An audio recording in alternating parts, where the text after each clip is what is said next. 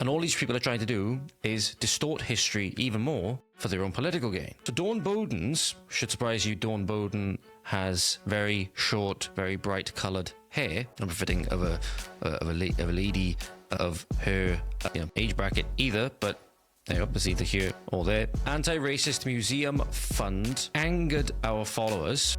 Yet she also warned of painful NHS funding decisions thanks to a £1.2 billion budget shortfall. So we have a £1.2 billion budget shortfall, but yet we're spaffing $642,000 to deliberately distort history. Here's Ms. Bowden for you, ladies and gentlemen. Be under no illusion, in preparing the 24-25 budget, ministers had to make the most stark and painful choices in the devolution era.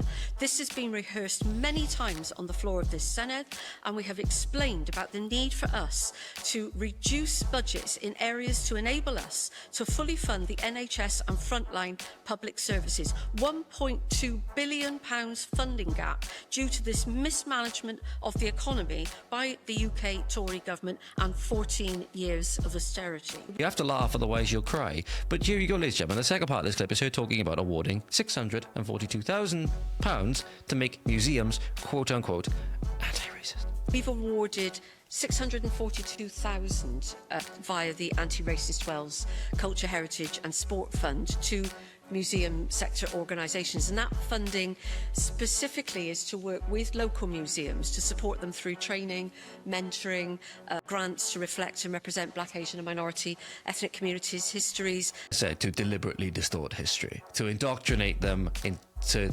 museums which will now deliberately distort history. And cultures in their collections, displays, events and learning programmes. And we're already seeing that that funding is leading to a change in the way that local museums are operating. For example, a number of local museums have conducted reviews of their collections to identify items that can help tell a more honest reflection of the locality's history, and training sessions have built greater understanding in both amongst museum staff and volunteers around engaging new audience and co-creating with diverse communities. But then they're blaming the fucking Tories for when we have our own devolved government. So you do have to take into account, when are we going to take some responsibility? When are we going to take some responsibility?